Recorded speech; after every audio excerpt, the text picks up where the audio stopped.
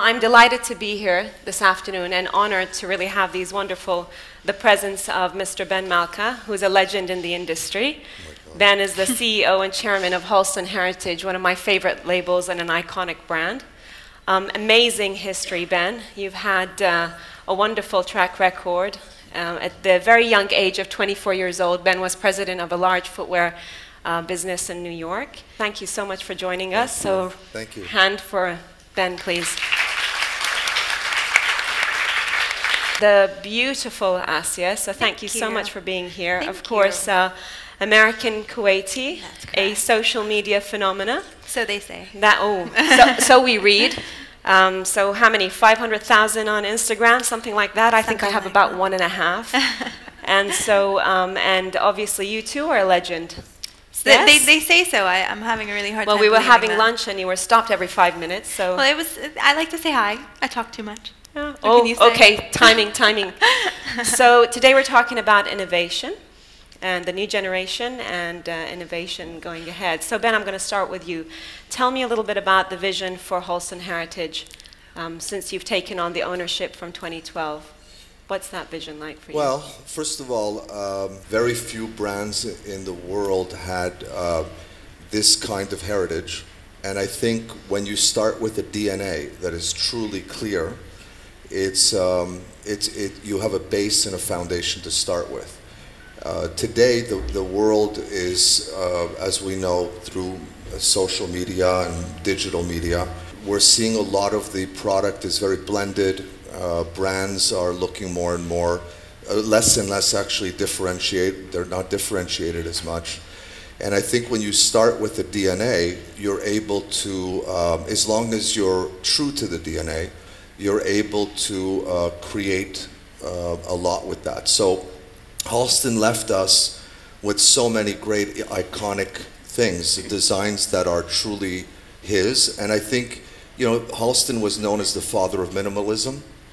And he really came from a time in the late 60s when fashion and designers weren't actually allowed to promote themselves. They were employees. And I think it allowed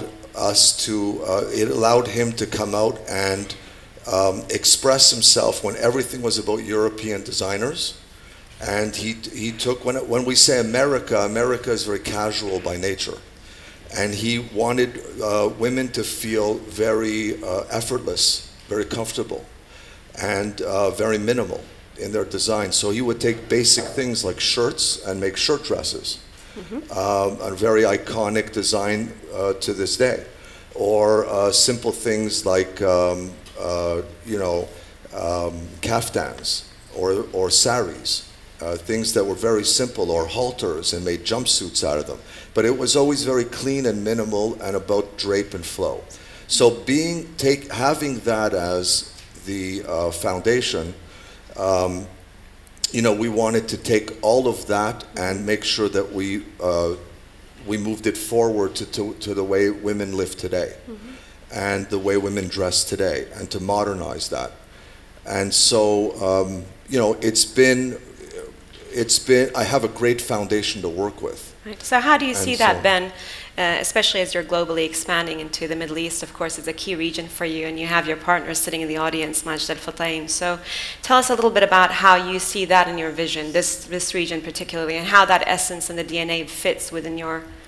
Well, I think the first thing is we decided immediately to go, a lot of brands start in their country, whether it's Europe or in America, and then years later they launch globally. And I think the difficulty with that is you see disparity in a lot of those markets. You'll go to Europe, brands that are mid-level, when they go to America are expensive. And brands in America that are actually mid-level are very expensive here. So you see there's a synergy between you launching and simultaneously, globally. Yes. Yeah, so I think the Middle East, first of all, Middle East is very important because of the fashion is very, the women are very stylish, they're very brand aware, They understand iconic brands and the value of a brand. Right. And it's a very important region, you know, even in my prior businesses, it was a very important region in the Middle East for growth. And there's so many visitors here globally that come here, it was important. But I think what was important for us was to launch in America. Yeah. And to launch globally at the same time. Perfect. To make sure that we had that. So that leads us very nicely into Ascia, the gorgeous Ascia. So can you tell us a little bit about your vision and also why you chose social media as your platform to launch? I chose social media because we had the opportunity to kind of reach out to a whole wider audience. And if you live in the Middle East and you work in the Middle East and you're on your phone all the time, which I'm guilty of doing, we're really heavily into social media. We've kind of moved on from Facebook. We're Instagrammers and Twitter, and it took so much from us at one point that, you know, I mean, it was involved in revolutions, and so we're very social media, you know, oriented to things. And I didn't want it to just be something where people could log on and look at a blog. So for me, I started out as more of the social change. It was more that I wanted women to kind of push themselves into a place where we were no longer kind of hiding behind this veil, but we were still veiled. Yeah. So we weren't hidden from view anymore. We were showing people what we were actually accomplishing. The past 5 years, I've seen so many more women putting themselves out there. They put themselves up on the internet, and they push their businesses, and they're not afraid to have their faces behind all of their businesses now. So that's where I kind of started off from.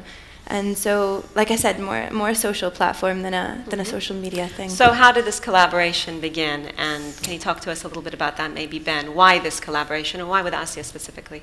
Well, I think Ascia is the fact that she's youthful. I think. Take it easy there. Well, I think that's very. This is a fact, yes. Yeah, it's a fact. But I think the fact that she's youthful has grown up in the digital age, and I think, you know, social media today is so important for communication, sharing, for you know, being able to tell a story, and I think it's changed a lot of things. And I think what the opportunity for someone who has her own style and product that she promotes, and tells and has stepped up as a face, to be able to relay a message of fashion trends, because there's so much information out there that's coming. I think someone to voice it, pull it all together, make sense, because I think Ascia has, you know, obviously has struck a chord. Since she has 500,000 followers that listen to her. And believe her, and I had lunch today with her, and she was often stopped and people thanking her. And I think the idea is that she's allowing the consumer to interact and to believe, to understand and believe in what she believes in and what she's trying to say it as a message. So for us to be associated with Ascia in the Middle East as we're launching, I think it gives credibility and validity to what we're doing, and the fact that she chose to promote us as a brand says a lot about Halston itself. So Ascia, how does this collaboration, what does this mean to you, and how did it start? It means so much to me, because I don't necessarily focus on one of my cultures. I am, you know, I guess what they would call multiracial or whatever it is, but having my mother from the States really had ingrained in me this kind of respect and understanding of what Halston as a brand was. And as an anthropologist by degree, I was very into learning about Halston from its early stages. I mean, if you really look at it, it's more than just an iconic brand. They've set so many trends to what is now used today. And it was a great chance for me to kind of take what is, you know, American sportswear or American chic or whatever it is that you want to call it from Halston, and develop it into what worked in the Arab world. And that was me being able to keep covered. So Roy Halston himself started off as a milliner. So did you all know that? Are you still awake? Are you listening? Dun, dun, dun. So he started off as a milliner. So he created all these headpieces. I mean, Jackie Onassis, that's just the pillbox kind of hat. That was something that changed our entire outlook to what headwear and headpieces really were. And so working with them was really easy. It was a great synergy. I already wore this thing on my head day to day, as a lot of you guys do too. So I mean, making it work with Halston was so easy. It was. So how did you make it work? Tell us about that. We've done well. I sat down and I designed 6 pieces. So it wasn't on like a massive scale. I wanted it to be bespoke. I wanted it to be really detailed, and so I designed 6 pieces that were modeled around the pieces that I wore most. So whatever it is that I tied on my head day to day was what they really wanted to see from me. So that was produced, and we were able to sell them or auction them off for charity. So full proceeds going to charity, which is very close to Halston as well. They're a very charitable organization. So we gave all of the proceeds are supposed to all go to breast cancer. And you used the iconic fabric. So what is it? The materials? So the materials were brought in. They're all provided by Halston, and you can see the continuity between the line itself and the headpieces that I created. So what was seasonally in stores with them were all the kind of fabrics that I worked with. So everything kind of meshes together. So there's a little bit of Ascia and a whole bunch of fun Halston. So it's bringing innovation, right? From lots and lots. A new generation into something that's iconic. So Ben, what's really exciting is you've just launched e-commerce. So can you tell us a little bit about that? Well, and you know, the reaction of the consumer. Sure. So, you know, in launching Halston Heritage, we wanted to make sure we had multiple distribution channels. One being, of course, wholesale. It's distributed in the best stores in the world. Harrods in London, Harvey Nichols, etc. And also launching our retail stores. And another platform, of course, was e-commerce. And e-commerce it's not just about the e-commerce part about it. It's a platform that allows the consumer to interact with the brand. It tells the story of Halston's heritage. It tells the story about how we envision the evolution of the brand. And we try to style it for the consumer to be able to understand how our vision of styling the product is. So it was very important for us, especially in the digital age, as we know, to be able to use that as a platform to get the consumer to have a full brand experience in the world. And how important does that seem? Is it increasingly important to have that versus your bricks and mortar? I still want to believe, especially today, women work very hard during the day, and then they go home and work very hard at night. And I think I still want to believe they need an emotional release. And I Retail think, therapy? Yeah. I think I really believe touching, feeling the experience, their own time, their own experience is still very important. But I do believe it's also an opportunity, e-commerce, to explore the brand and then go to the store and feel it and touch it and have options. And, you know, or the wonderful thing about e-commerce is, you know, purchasing product and trying it in the privacy of your own home. And, you know, and then returning a lot of it, unfortunately. But at least it gives a woman an I can't believe you just said that, returning. Well, I think Halston Heritage never have any returns. No, ever. I think dresses is a very, you know, when you're talking about evening gowns, women want to have 5, 6 options. So they'll buy 000 when there's really a 12? Right. Is that the Maybe. kind of thing? I'm like you see it, you doing think I'm that. definitely going to fit Exactly. into that. Oh, okay. But I think e-commerce is a very important omni-channel, and the mobile. I think mobile devices, you know, the fact that there's some businesses that have 60% of their e-commerce is done through mobile devices, not just through traditional e-commerce. So I think it's a way for us to get the brand awareness and the total experience of the world of Halston. Wonderful. So Ascia, tell us a little bit about how your journey has been from a social media and Well, for the me, challenges, and you know, a little bit more in depth than that. For me, I started off because we had so many style bloggers outside of the region, and it was really fun to go online and watch them and see what they wore and see what it is they were up to. But a lot of it didn't really appeal to a Middle Eastern market. We couldn't wear the mini skirt that the blonde salad was wearing. You know, we couldn't do those things. So I wanted something that was a little bit more easy to relate to in terms of the Middle East. And so my challenge then was, and my father will kill me I'm going to tell everyone this, I'm going to keep saying it, but my dad had no idea what I was doing because my dad's very traditional. So when I was out and I started blogging, that was my biggest challenge, was like sneaking around my dad. If you're an Arab girl, you know what I'm talking about. I'm not the only guilty person here. So sneaking around him, then when I got married, I was like, I'm a blogger, bye. So it was like, my dad was like, what are you talking about? So that was my challenge. My father was my challenge. But he's This very stays proud. in the room, guys, Yeah, right? Nobody tell my dad. What's said in fashion forward stays in fashion forward, right? No, but I mean, now he knows, and he's quite proud. He still doesn't understand what I'm doing, but you know, my dad's a psychologist. He doesn't care about fashion at all. He's just like, I don't understand this frivolity, you know. So that was my challenge, my father, and then my father to me represented the entire culture. You know what I mean? It's like a where you're stopped, where you want to keep going, but you're stopped because you're afraid of what everyone else is going to kind of think and how it's going to appeal to you. And if you're an Arab girl, your reputation, you know, like how am I going to get married? So that was kind of my biggest fear. You're a blogger equals no marriage. I know. That was my biggest fear. It's like I'm never going to get married. Luckily, I lucked out, so I got married eventually. Does he blog as well?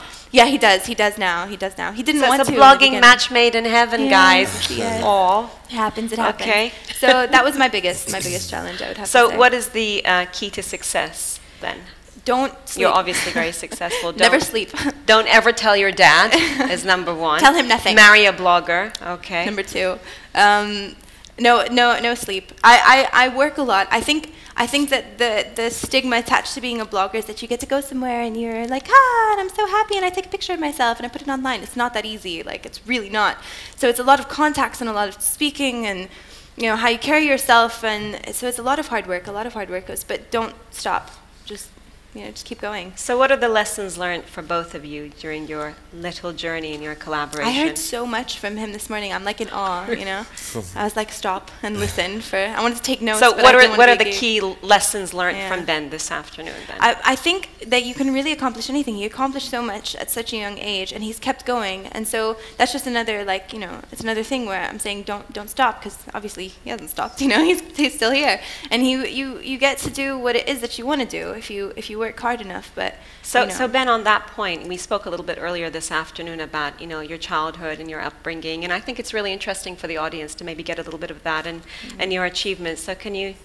Oh my goodness! All within 2 minutes, of course. Blast from the past. I mean, just you know, like everyone, you know, who knows what you want to do? You know, I remember one day, you know, I was 17 years old and staring up at the ceiling in bed and saying, what's my wife going to be like? How am I going to make money?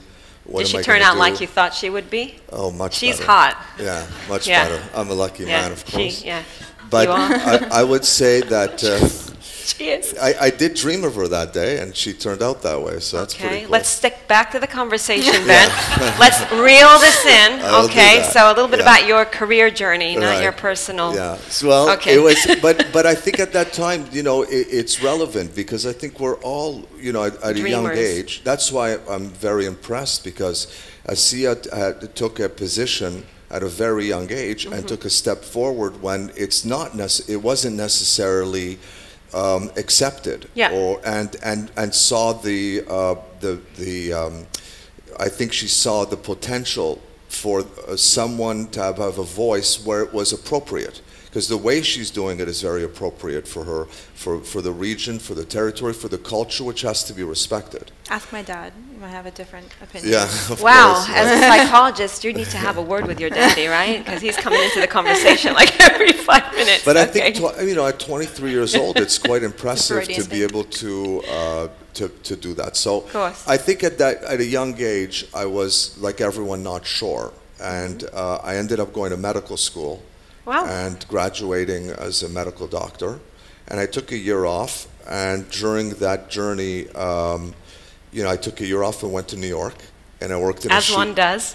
As a lot done. So how old were you when you? 23. Okay. And I worked in a shoe company, and to make a long story short, I invented a shoe. It worked, and I became president of the shoe company. Ladies.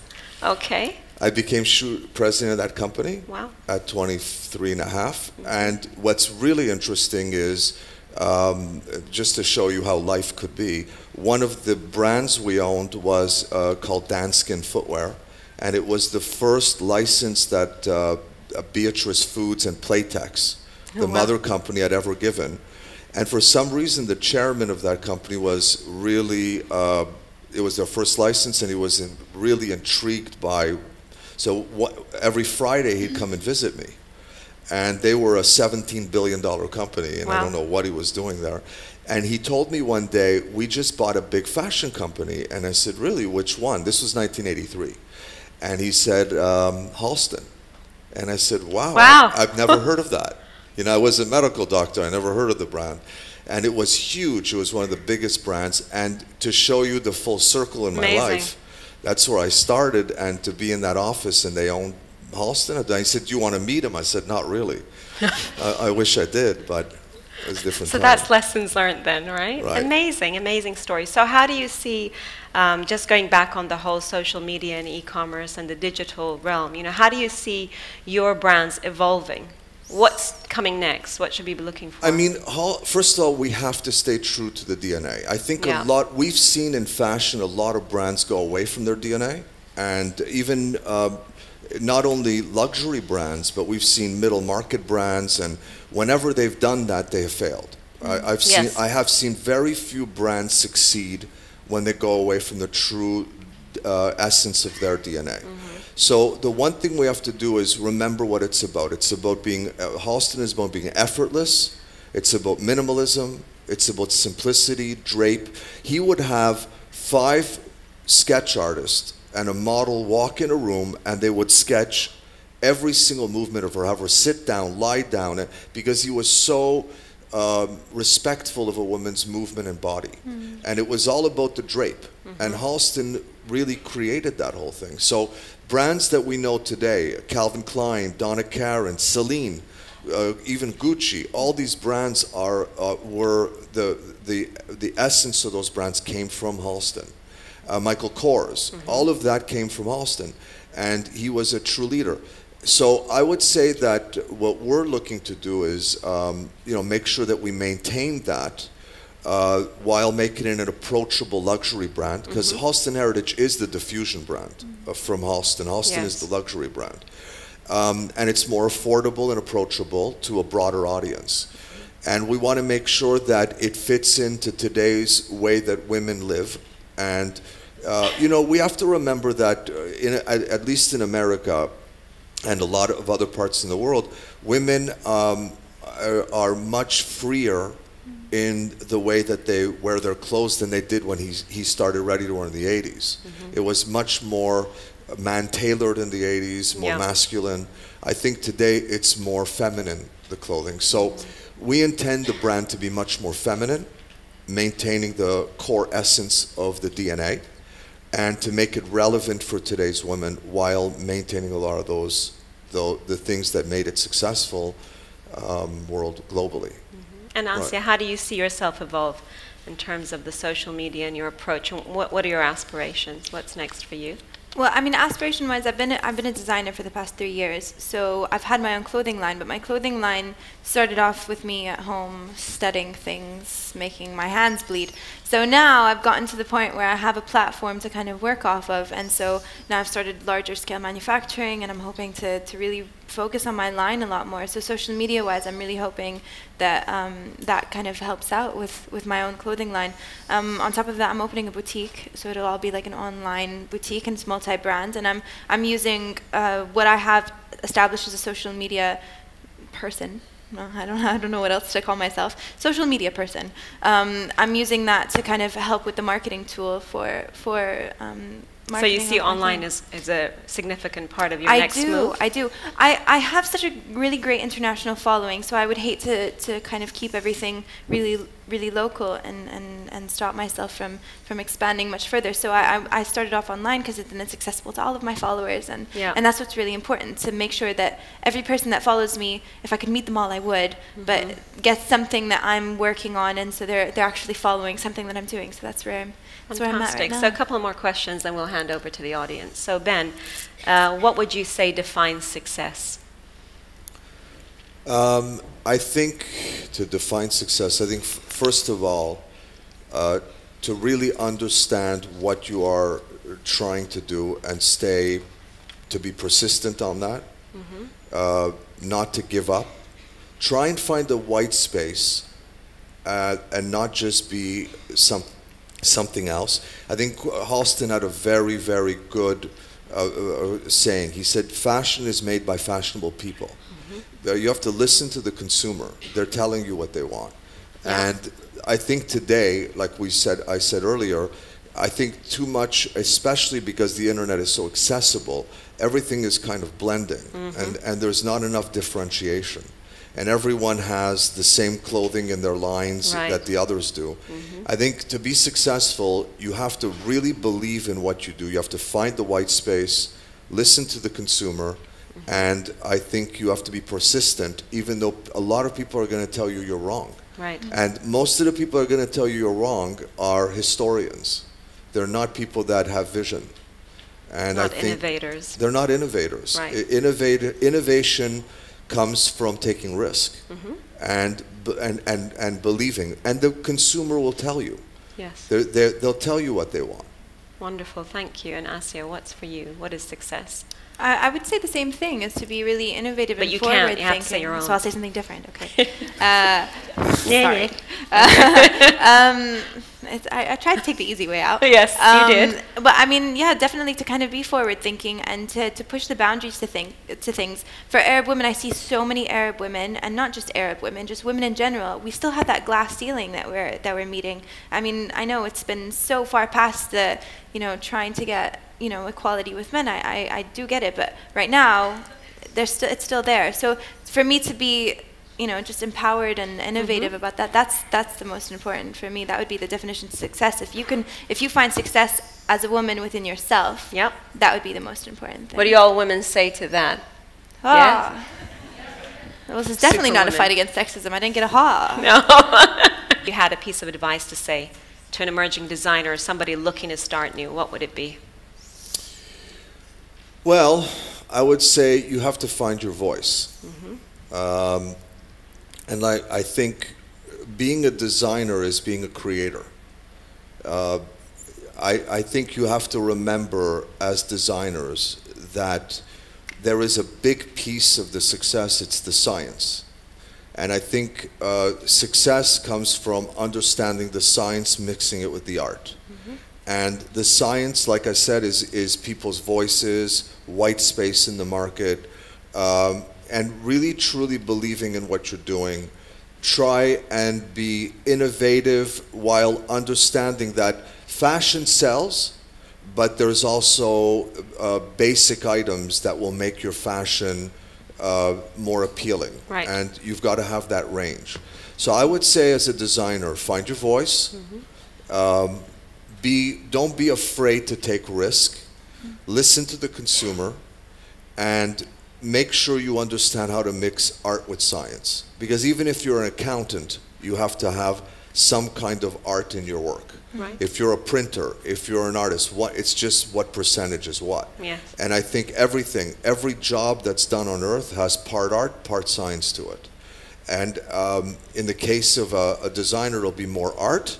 But a lot of designers that came out of big houses, when you ask them, what did you learn the most? They would say the science part, because they don't realize how much science is involved with the art. Absolutely. And don't get stuck in the historian piece. You have to learn from it, and you have to know when to move on. It's very important, because a lot of people get stuck in the past, and their product keeps looking over and over. So at the beginning it's innovative, and then they lose it to commerciality, and there's no more innovation. And listening to the historians. It's very dangerous, that.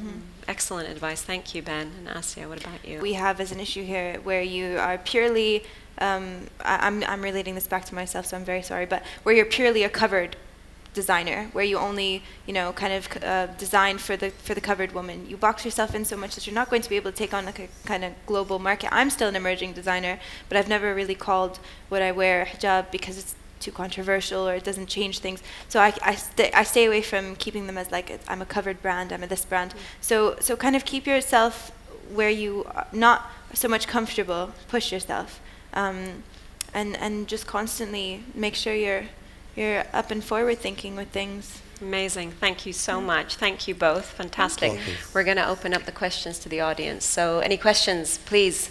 Ben, I want to ask you about the importance of a shopping environment to present and position your brand.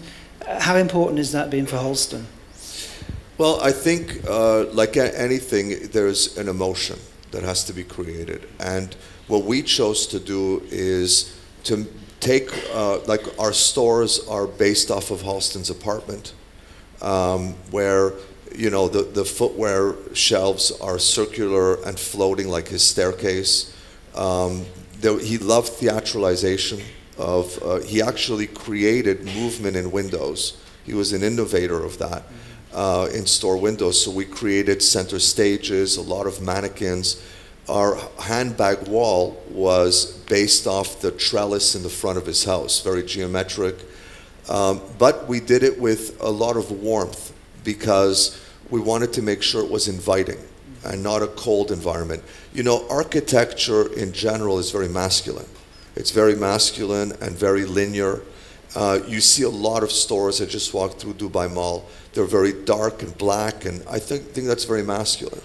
So we wanted to make sure that not only did, because architecture is very masculine to begin with, we wanted to make sure we took those elements and made it very warm for the consumer. So I think that's where we theatralized the whole vision of the brand. And a woman that walks in, or a customer, they have to feel comfortable shopping, and they have to understand your vision through your visual impacts. Hi, I'm Lena. I have a question for Ascia. How do you intend to launch your online store, you said? You mentioned something about that. And what do you intend to call it? It's called The Blend. It's going to be offering menswear and women's wear. So the launch itself is going to kind of take off of what Kate Spade did in New York, if anyone else has followed that, the Saturday window shopping type thing. So we're kind of bringing in the same idea, and we're trying to get a whole bunch of people in at once to really interact with the site, because we're trying to get it to be really different and innovative and easy to interact with. And so the point would be to bring in a whole bunch of people, be able to interact and literally buy at the launch itself. So it's going to be a whole bunch of fun, I hope. Where will it be? It's going to be in Kuwait, the first launch. We're looking at launching in Dubai as well, but it's a whole other like process of things. So much to think about. So yeah, Kuwait for now. Thank you. Thank you. Hi Ben, you were talking about historical, you're not going to get caught up with historians. This region is steeped in its history. Do you think that the fashion industry here can translate into a contemporary DNA? I think when I say not to get caught up in the past, actually it's very important. When you look at houses like House of Louis Vuitton and all the brands they own, they actually have a building where you go in and they have rooms for every brand that give you codes of a DNA. So there are codes, like for instance, Halston, what the things we talked about, it's effortless, minimalism, halter tops, one shoulders, fluidity, glamour, sophistication. These are codes, and he loved gray. I don't know why, and orchids. These are, you'll find that in our stores, elements of gray built in, or orchids. So when I talk about DNA and how to modernize that, you know, things are current. Women today are more, when you think back about 1980, when he launched ready-to-wear, you know, Claude Montana with the shoulder pads, and Terry Mueller and Halston, everything was very closed up. Women were fighting for their right for jobs, men's jobs, and they wanted to be taken seriously. I think obviously today there's a lot more ease around the world in that, and I think that, you know, women are more comfortable with the clothing. So in this region, especially as I go and look through the success of companies I've been president of, I know a lot about what works and doesn't already, and understand that. I think there are, it's not just regions. Think about the United States. I mean, the United States, you go to New York and it's London. You go to Miami, it's Spain. You go to the West Coast and it's Mexican and Asian. There's a continent of all diversity. It's cold in one place, freezing and snow, and it's warm in the other. So the United States is actually a very good melting pot to understand the global world. The fact that we're in Los Angeles as opposed to New York, because New York was based off of European fashion. That's how it started. Halston actually helped make Europe, New York, very similar to the European things. It's very wool-based. Europe is very structured. It's very wool-based. And so when you look at the emerging markets today, it's the Middle East, in terms of fashion, India, South America, these are very warm, Southeast Asia, these are very warm climates.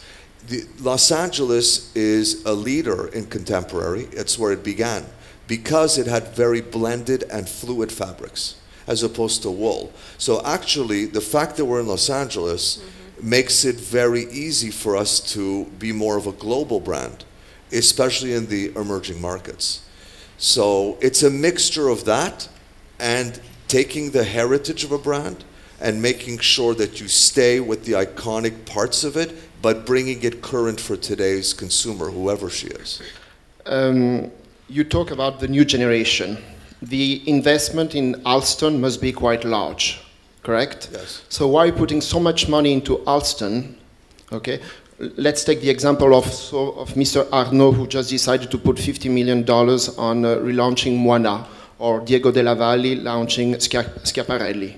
So why taking such a huge, large of money when at the moment in New York, in Paris, in London, in Shanghai, in Bombay, you have extremely creative people where you could put 1/10 of that money and maybe create... In the Middle East as well. We have Middle a lot East, of of course, We're and here. the Middle East. This venue is full of Of talent, course. yes. I mean, everywhere at the moment, there's a new generation of creators. So I wonder why so much money is going into these brands and the fact that we cannot accept that certain brands can die. Okay, I was in Paris last week and I was Wow, that's extreme. I don't think Schiaparelli ever died. Accept them to die. I mean, I want to be clear about that. I was in Paris 2 weeks ago, Yes. and the biggest designer of the world at the moment, it's an Arabic designer. It's Azzedine Alaya, and Mr. Alaya confirmed to me that once he dies, he wants his brand to die. So, I mean, to close. Right. Okay, that's what he said. He said he wants the brand to close. So today I see all this money going into all these brands, and I don't see any money pouring into the young brands. Fair question. Excellent question. Very good question. So first of all, I think... And you master the science of fashion. Right. Okay, you master the industry. So why can't you find 10 of these people who will bring you the voice and put that money into those 10 people? So first of all, it's a very good question. I think Insider the first thing is my age and my... You're 21, what, right. 21, 22? I think it was my decision of, so in me in particular, I'm going to have to answer for me. I can't answer for other business people. I would say that for myself, it was about how much more time I wanted to put in my career in this and contribute to the fashion world. And, you know, I do have, it's important work, but I think the people in the Middle East here would understand that family is very important. And I want to be able to give that part of my life. So in my decision, you know, we were able to open stores in London, the Middle East. We did a huge investment with Majid Al Futtaim, and we're opening in Singapore, Malaysia, Indonesia, in Mexico City, Jordan, etc., all next year with people that already knew Halston and they knew the brand. If I was able to, this year, our first year in operation, we opened over 22 stores globally and in the United States. If I were to start a brand, even with my experience and my knowledge and my network, they wanted to see, you know, will it work? What's the DNA? They want to see it proven.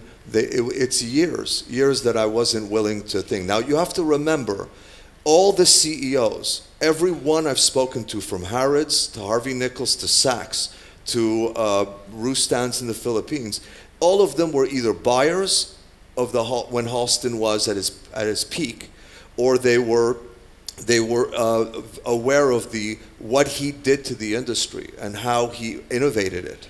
And believe it or not, I'm not going to say half, but an enormous amount of things that we all know in the fashion industry he actually created for us.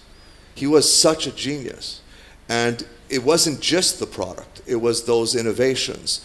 And so my answer to you was I went much faster because of it. I was able to sign 80 stores worldwide in my first 3 months. As a matter of fact, Majid Al Futtaim signed a deal with us for multiple stores in the region without ever seeing one of ours be open. And I would never be able to do that with a brand I'd start up. You can help me with that, I don't mind. However, I'd like to answer your question because I think it's an outstanding question and very well deserved.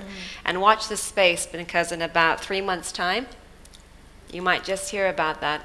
So just a little sneak peek, guys, because absolutely, you know, emerging talent is the future. And, you know, with respect to Ben, he had a vision and he chose a brand. However, you know, I come from an angle that I completely believe in the future talent. I think that we have to look at, you know, new generations because fashion is getting stagnant and stale.